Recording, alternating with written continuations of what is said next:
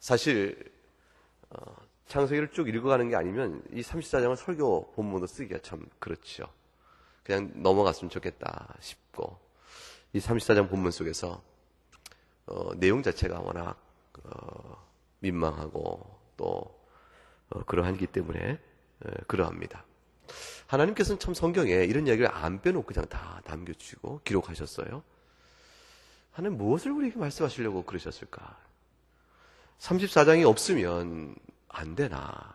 예컨대 33장에서 35장으로 이어가시면 어떨꼬? 사실 34장 내용이 전체 성경을 이해하는데 없어는 안 될 만큼 절대 중요한 장이 아닙니다. 그런 내용을 담고 있는 것도 아닙니다. 근데 하나님께서 의미 없이 쓰는 것이 아니고 흐름 따라 쓰는데, 야곱에 관한 일을 다 쓰는데 야곱이 겪은 일들이 얼마나 많이 있겠습니까? 그 많은 일들 가운데서 이 디나의 이 사건을 굳이 이렇게 기억을 해야 될 필요가 있을까? 이런 생각을 해보면서, 그럼에도 불구하고 성경에 기록하게 하신 것은 읽으라는 뜻이고, 읽고 깨달은 뜻이 있으므로 우리가 설교 때도 여전히 계속 읽어야겠다 생각을 하게 됩니다. 야곱이 자기가 하나님 앞에 약속했던 베델의 땅으로 돌아가지 않고 우물쭈물 세월을 좀 보냅니다. 가나안 땅에 들어왔으나 들어오자마자 바로 끝에 있는 그 세겜 땅에 적당히 걸쳐서 우물쭈물 한 10년 세월을 보냈을 것이라 이렇게 생각을 합니다. 디나가 자라서 지금 이 일을 겪을 만한 나이가 될 때까지 그만큼 성장기를 그곳에서 우물쭈물하는 사이에 디나가 자라게 됩니다. 어린 아이였던 디나가 이 끔찍한 일을, 참담한 일을 당할 만한 나이가 될 때까지 결국 그곳에 야곱은 머뭇거렸던 것입니다. 사실은 가나안 땅에 들어왔을 때, 즉 에서와의 모든 문제가 해결되었을 때 야곱의 갈 길은 한 곳이었어요. 이제 베델로 가야 하는 것이죠. 베델로 가야 되는 이유는 그것이 하나님과 자신이 약속한 소원의 땅이었기 때문에 그렇습니다. 창세기 우리가 28장에서 우리가 본 바인데 28장 22절에 베델이 거기서 환상을 보죠. 그리고 하늘로부터 사닥다리가 있고 천사가 오르락 내리락 하는 것을 보게 되어지면서 이곳에도 하나님이 계시구나 하면서 돌기둥을 세우고, 이 돌기둥이 있는 곳이 하나님의 집이 될 것이요, 주께서 나를 무사히 돌아오게 하시면 내가 가진 모든 곳에서 11조를 10분의 1을 주께 드리겠습니다. 소원하는 자리가 그 베델의 자리입니다. 그 베델은 이름 그도 하나님의 집이죠. 이런 뜻이 그거예요.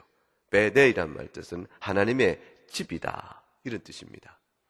그러니까 하나님의 집에, 그곳에 가서 가나안 땅에 들어오도록 하나님이 이끄셨던 모든 세월을 생각해보라면, 그 하란 땅에서 자신이 겪었던 일 가운데서 어떻게 하나님이 보호하셨고 에서와의 관계에서 어떻게 보호하시고 이끌어 오셨는가, 그 모든 자신의 동행하시던 하나님의 은혜를 생각하면 이제 가나안 땅에 들어오자마자 가고 싶고 멀찍이 달려가고 싶은 곳이 어디겠어요? 베델이어야 되죠. 베델로 간다는 것은 아주 중요한 의미를 갖습니다. 경건의 줄기를, 언약의 줄기를 확실하게 붙들고 그 안에 서간다는 것을 의미합니다. 그곳에 가서 돌 기둥 있는 곳에서 하나님의 제단을 쌓고 예배하고, 그렇게 되면 자녀들이 묻겠죠. 도대체 무엇하는 겁니까? 자기 아내가 묻겠죠. 알려줘야 될 거 아니겠어요? 아주 온 가족이 자신이 어떻게 가나안 땅에서부터 비롯돼서 오늘까지 이뤘는지에 대한 전 하나님의 동의 역사를 고백할 수 있는, 즉 야곱에게 있어서 베델의 사건과 분이엘 사건이, 이 두 개가 가장 중요한 사건인데 그 중에 한 사건, 바로 그 어떤 분이엘 말고 자신이 빈손으로 나왔을 때, 도망치듯 나왔을 때에 하나님 만나줬던 그 베델 사건을 온 가족들에게 말해주면서, 이것이 바로 하나님 나를 만나준 곳이란다. 그것은 하나님 나에게 너의 할아버지 아브라함의 언약을 내게 다시 확정해 줬단다. 이곳에 확정된 그 하나님의 위로를 받고 내가 이 광야길을 외롭지만 달려갈 수 있었고, 마침내 그 은혜를 입어서 너의 어미를 만났고 내가 이렇게 일을 지내왔단다. 모든 일을 말하면서 하나님 예배하자, 하나님 뜻대로 사는 것이 우리의 기쁨이요 소망이니라. 아이들 하나하나를 다 가르칠 수 있는 경건한 삶의 터전이요, 교회를 세워갈 수 있는 중요한 순간이었어요. 근데 어물쩡거리면 10년 세월을 다 보내요. 다 보내면서 뭘 봤겠습니까? 그곳에 있었을 때의 영적인 충만성과 가능성과 교육의 모든 걸 생각해 보게 되면 야곱은 세겜 땅에 머물면서 별반 한 일이 없는 것 같아요. 왜냐하면 적어도 가정 안에서 교회다움, 믿음 안에서 하나님 앞에 나오는 그 은혜의 충만함이 그 가정에 충분하지 못했다는 것은 전개된 사건을 통해서 금방 알 수가 있습니다. 야곱은 언약의 상속을 받은 족장으로서의 자기의 영적 책임 의무를 다하지 못했다. 그게 결론입니다. 34장 내용의 결론입니다. 디나가 오늘 1절에 보게 되면 어느 날 그 땅의 딸들을 보러 나갔다 되어 있습니다. 결국 그 결과로 디나는 아주 끔찍한 일을 당하고 맙니다. 세겜 땅의 딸들을 보러 나갔다. 저 세겜 족속들이 살고 있는 걸 아는 것이죠. 그 사람들이 어떻게 사는지 알고 기웃거려 봤겠죠. 또 사는 모양도 봤을 거예요. 그런데 세상에 처녀가 홀로 몇 살쯤, 적어도 16살쯤 되었을 걸 생각해요. 16살쯤 되지 않았겠나. 대충 생각할 때. 성경학자들이 풀어보기를. 그럼 16에서 뭐 17쯤 된, 17쯤 되는 그런 나이가 됐겠죠. 그 나이 때에 아무런 보호자도 없이, 도와줄 사람도 없이 혼자 걸음으로 그 사람들의 딸들을 구경하러 간다 하고 나가는 것은 이거는 아주 지혜롭지 못한 일입니다. 아주 지혜롭지 못한 일이죠. 그러나 그 지혜롭지 못한 일이요, 위험을 자초한 일인데 그럼에도 불구하고 디나의 마음속에 그 사람들의 생활에 대한 엄청난 호기심 때문에 혹시나 별일이 없겠지 싶어 간 것이죠.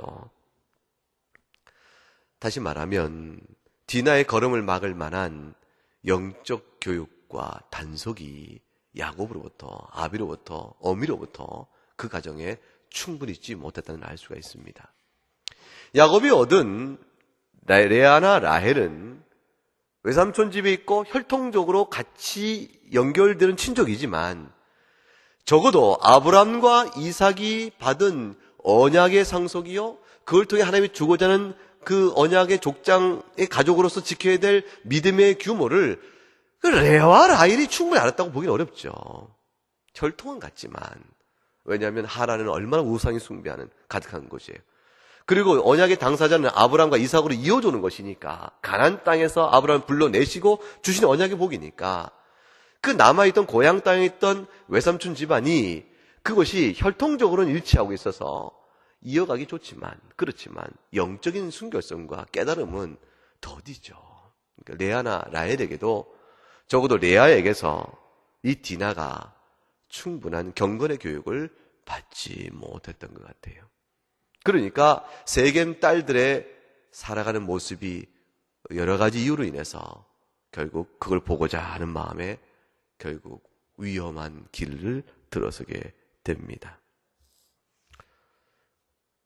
믿음의 백성들이 살아가는 그리스도인의 가정 안에서의 자녀의 교육이 심각하죠. 아주 중요합니다. 그런데 우리가 믿음의 부모들이 자녀들 자라면서 초등학교 또 중고등학교 청소년기를 다 지날 때 얼마나 우리가 애가 닿습니까? 아이가 혹시나 마음이 어떨까 저럴까 얼마나 우리가 많은 애를 써요. 그런데 그 모든 일의 교육에 대한, 자녀 교육에 대한 모든 부모의 책임성을 그만큼 신중히 생각하느냐는 것은 다시 생각해 볼 필요가 있습니다. 사실은 하나님께 매달려 기도하고 날마다 말씀을 심령에 세워주고 그 심겨진 말씀 자체가 아이의 심령의 주인이 되어져서 부모를 떠나 있는 시간에도 하나님께서 그의 심령의 주인 돼서 움직일 수 있도록 그 심령 속에 성령의 은혜를 도움을 구하며 말씀을 심어놓는 것 외에 달리 부모가 어떻게 그 아이의 행동과 마음을 주장할 수가 있겠어요? 그거 외에는 없습니다.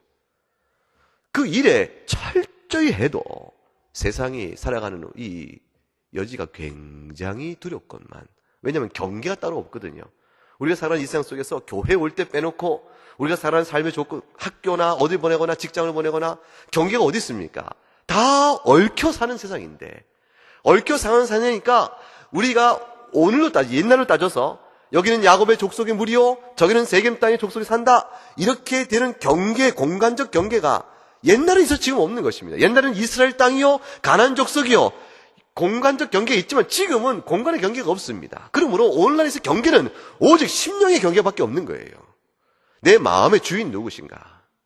내가 누구의 은혜, 어떤 가치와 어떤 말씀을 살아가는가? 심령의 경계로 믿지 않는 사람과 더불어 살아가면서도 자신을 지키는 것이요. 심령의 경계로 안 믿는 사람과 섞여 있으면서도 죄를 범치 않도록 또 그 죄에서 자기를 보호할 수가 있게 되는 것인데, 심령의 경계가 없으면 다 무너져 버립니다. 방법이 없습니다. 삶의 경계가 달랐을 터인데 디나가 거주의 경계를 넘어서 세겜 딸들을 보러 가는 그 순간 이미 심령의 경계도 무너져 버리고 공간의 경계도 무너졌으니 이거는 마귀가 보기에 딱 좋은 상태죠. 그래서 하몰의 아들 추장 세겜이 오늘 보면 뭐라고 됩니까? 보았다. 그리고 끌어들였다. 그리고 못된 짓을 했다. 그 결과 욕되게 했다. 네 단어가 동사적 표현이 차근 이어집니다. 자세한 설명 없습니다. 불필요하죠. 봤다, 끌어당겼다. 붙잡아 끌어당겼다는 말은 납치해서 강제로 끌어갔다는 뜻이에요. 봤다, 끌어당겼다, 못된 짓 했다, 욕보게 했다. 이 네 단어 속에 순간에 가득 단어가 바로 붙어 있으면서 한순간에 벌어진 일임을 이렇게 보여줍니다. 세겜의 정욕의 눈이, 그 음심의 눈이 디나를 그냥 두지 않은 거죠. 그 내용이 그 다음부터 전개된 내용이 사뭇 재밌습니다. 재밌다는 말은 하몰의 반응이 뜻밖입니다. 이 세겜이 그렇게 겁탈을 하고 난 뒤에 이 디나에 대한 연모의 정이 마음에 꽉 찼습니다. 그래서 자기 아비인 하몰에게 추장이죠. 세겜 자기가 추장이니까 와서 이 딸을, 이 디나를 아내로 맞을 수 있도록 도와달라고 말합니다. 그리고 나서 아버지인 하몰과 세겜이 야곱을 찾아옵니다. 그 형제들이 같이 있습니다. 그곳에서 얘기를 합니다. 그 8절에 나온 내용인데 제법 신사적인 협정을 하는 것 같아요. 내 아들 세겜이 마음으로 너희 딸을 연연하니 아내로 삼게 하라. 통혼하며 함께 거주하면 땅을 매매하여 기업을 얻을 거 아닌가. 이득이 있다고 제안하는 것이죠. 이곳에서 마음 놓고 살고 내 땅에서 너희가 또 매매하여 땅을 살고 그 정책을 꾸준히 하면서 우리와 함께 더불어 평화롭게 지내자. 다만 한 가지, 당신 딸을 내 아들이 연연하니 주라. 이렇게 얘기합니다. 세겜이 덧붙여 얘기합니다. 야곱의 그 아들들에게 내게 은혜를 입게 하라. 도와달라는 뜻이죠. 이 소녀만 내게 주면 내가 아내로 삼을 것이요. 그러면 아무리 큰 혼수의 예물을 원해도 내가 주겠다. 굉장히 점잖고 신사적이며 평화로운 접근을 해옵니다. 그런데 이 대화를, 이 제안을 받고 있는 야곱의 마음이 어땠을까요? 야곱의 아들들의 마음이 어땠을까? 특이한 것은 이거 보면서 이미 저질러 놓은 자기들의 무례하며 악한 행동에 대한 단 한마디의 사과의 말이 없어요. 보라, 내 아들이 참아 못할 일을 당신 집안에 행한 것을 용서하시오. 이 일이 어찌 일이 됐는지 실로 생각하니 미안하고 내 얼굴 들기가 부끄럽소 라고 말하거나, 이 일에 대한 자초지종에 대한, 이것이 비록 그 세겜 그 땅에 있는 사람들의 더럽고 음란하고 추악한 속에서는 홀로 걸어가는 그 여자를 겁탈하는 일이, 그것이 여자의 책임이라 할 만큼 혹시 성문화가 무질서한지 모르겠지만 적어도 그래도 함부로 한 뒤에 가문과 가문의 만남이라면 그 일이 악한 일이요 그것도 정한 일이 아닐 터인즉 용서와 사과를 구하는 것이 마땅한데 이들이 그것이 없습니다. 둘 중에 하나죠. 이들이 매우 야곱의 집안을 없이 여기고 교만하거나, 아니면 이들 생각에는 사과 일조차 되지 못할 만큼 도덕적으로 타락하고 더러운 것인지를 모릅니다. 하나님이 나중에 가나안 족속이 때가 될 때까지 기다렸다가 나중에 완전히 초토화시키고 다 내쫓아버려 그러시죠. 하나님이 잔인한 명령을 주세요. 가나안 땅을, 가나안 족속을 내몰 때에 단 한 명도 살리지 말라고 하십니다. 어린 아이조차 살리지 말고 샅샅이 다 죽이라고 하는 까닭은 그들의 죄악으로 인한 부패성이 뼈속 깊게까지 되어 있어서 이건 돌이켜 새 사람 만들 일이 아니라, 그리고 가나안 땅에 하나님 나라를 의미하는 영적 예표성이 있기 때문에 하나님 원하시는 주의 나라에는 단 하나의 악도 용납할 수 없음에 대한 엄밀성을 설명하는 것이요. 그것은 곧바로 말하면 하나님 나라가 우리 심령 안에 들어오는 것이기 때문에 성령이 거하시는 우리 심령 안에 죄를 머물러 들고서 하나님이 결단코 용납하지 않으시고 기뻐하지 않는 사실에 대한 엄중한 말씀의 교훈입니다. 그래서 하나님이 그 마음에 심령의 경계를 주의 나라를 세울 때 심령의 죄와 짝하고 살면서 하나님이 괜찮다고 하실 것이다, 이렇게 생각할 여지를 두지 않는 것입니다. 우리가 혹 실족할 죄를 범하는 일이 있고 마음으로 죄를 원하는 일이 있다 할지라도 그걸로 인해 괴로워하고 회개하고 주께서 고침을 주시기를, 내가 주 앞에 돌이키기를 간구가 나갈 일이지, 적당한 타협과 눈치 속에서 물고 엎어지면서 지나갈 일이 결코 아닌 것을 하나님 엄히 말씀하신 것입니다. 야곱의 아들들이 듣고 그 말을 듣고 반응이 어땠습니까? 야곱의 아들들이 이제 일 다 하고 집에 돌아왔는데 그 얘기를 들었습니까? 그 말이 진짜 마음에서 격한 반응이 나옵니다. 참을 수가 없는 것이죠. 마음의 깊은 상처와 분노가 맹렬히 타오릅니다. 이스라엘은 우리에게 저들이 행하지 못할 일을 했다. 하나님을 부르짖고 하나님을 떠나서는 결코 살 수 없다고 고백하는 우리들에게 저작자들이 지금 무슨 일을 한 것인가?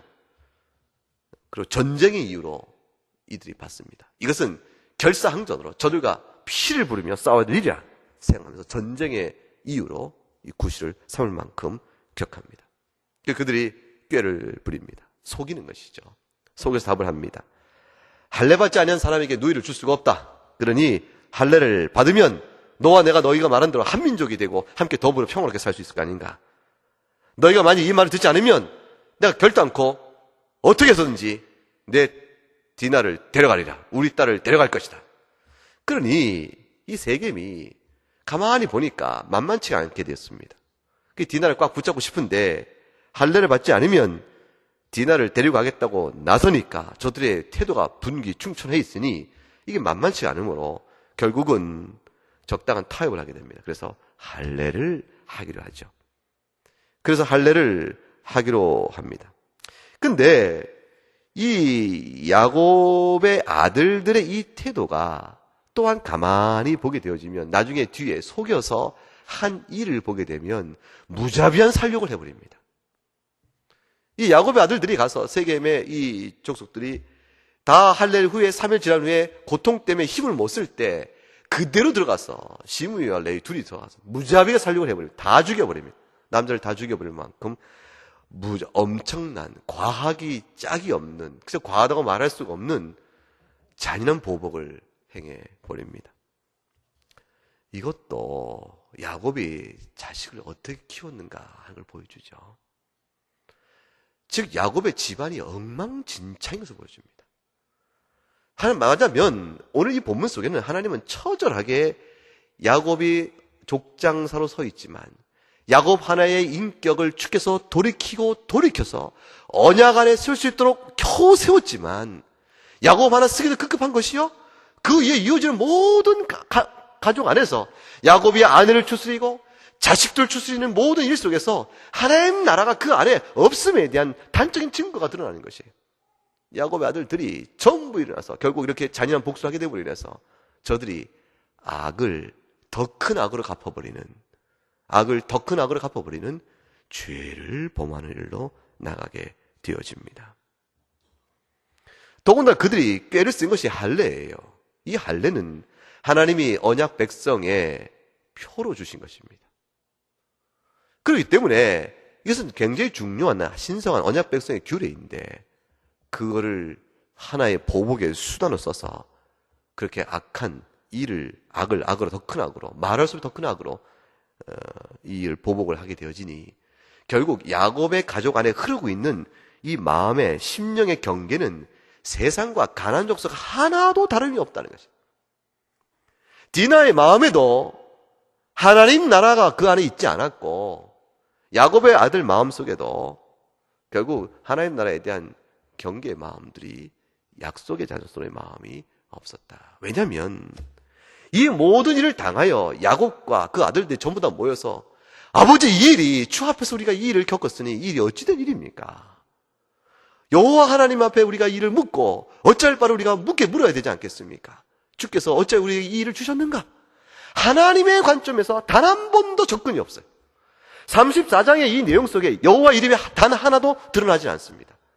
하나님, 여호와 이 단어가 34장 전체 속에 31절 가운데 한 번도 등장하지 않아요.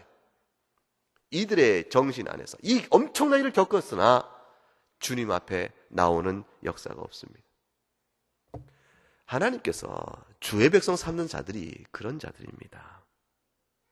우리가 죄인 되었을 때에 그리스도께서 우리를 위하여 죽으심으로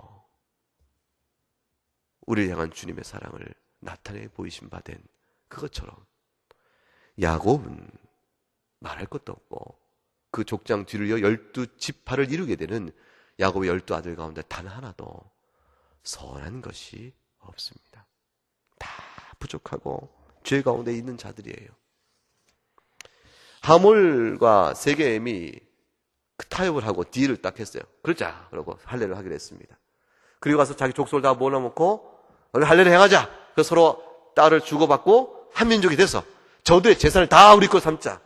그래서 설득해서 결국 그렇게 하기로 해서 몰살을 당하게 되어집니다. 어찌 보면 세겜이 범한 자기 죄악값대로 자기 죄값대로 큰 화를 당한 것이라 이렇게 얘기할 수 있겠죠. 그럼 너무 잔인한 보복을 당한 것이 아닌가 이렇게 생각할 때 억울하지 않을까 생각도 할 수 있겠습니다. 속은 것이니까.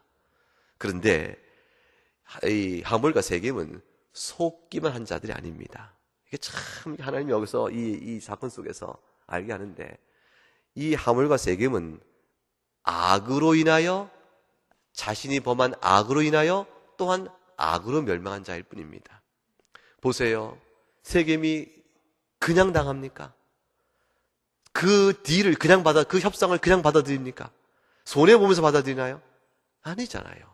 자기도 마음속에 꿍꿍해 있었고 계산이 있었고 속임이 있었죠. 속고 속이는 가운데 당하는 일입니다. 이들도 선한 마음처럼 서로 딸을 주고 또 내가 이 땅의 기업을 차지하고 우리 한 민족이 되어 살자라고 말했지만 내면의 생각은 뭡니까? 그렇게 들어오기만 하면 뭡니까? 나중에 기회를 보아 쳐내고 그 재산을 다 우리가 가자, 탈취하자. 그것이 자기의 족속들이 한 말이잖아요. 이게 자기 계산이죠. 자기 계산 때문에 오케이를 했습니다. 결국 그래서 자기 악은 악으로 멸망하는 겁니다. 악인은 악인으로 멸망하고 말게 되어지죠. 자, 상황은 이렇게 되어집니다.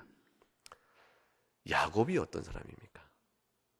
34장을 읽으면 읽고 또 읽고 야곱의 반응이 도무지 이해가 안 갑니다. 디나가 그 참담한 일을 겪었다는 말을 듣고 야곱의 12아들들은 격분을 합니다. 다시 말하면 즉각적으로 반응이 나타나기 시작해요. 야곱은 반응이 없어요. 야곱의 반응은 단 한 줄기도 없습니다. 이렇게 되어 있습니다. 야곱이 5절 말씀에 야곱이 그 딸 디나를 그가 더럽혔다는 함을 들었으나 그다음 뭐가 됩니까? 자기의 아들들이 들에서 목축함으로 그들이 돌아오기까지 잠잠하였다 되어 있습니다. 즉 야곱이 도대체 이 잠잠한 것이 뭘까? 이 수기 같은 태도. 이 도대체 왜 잠잠했을까? 왜 잠잠했을 것 같습니까? 그걸 짐작케 하는 것은 맨 마지막 34장 마지막 부분에 나옵니다. 즉 이 12아들 행한 이 세겜 족속을 다 죽이고 나니까 야곱이 자식들에게 뭐랍니까? 너희들이 하는 행위가 우리 집안에 큰 화를 입히게 되었구나. 이것 때문에 가나안 족속들이 다 우리 집안을 치러 오게 되면 우리 집안이 다 망하게 된 거 아니냐. 이 얘기하면서 두려움에 떱니다. 야곱은 한 가지입니다. 가나안 족속들이 이 일로 인하여 우리 집안이 혹 해를 입을까 싶은 그런 두려움 때문에 아무 말을 못하고 있던 자예요. 당한 일에 대한 분함도 하나님 앞에서 이 일이 어찌 되는가에 대한 슬픔 어린 통곡하는 기도도 어떤 영적 반응도 단 하나도 없이 그저 계산에 따라서 현실적인 계산 속에서 두려움에 입 다물고 있었을 뿐입니다.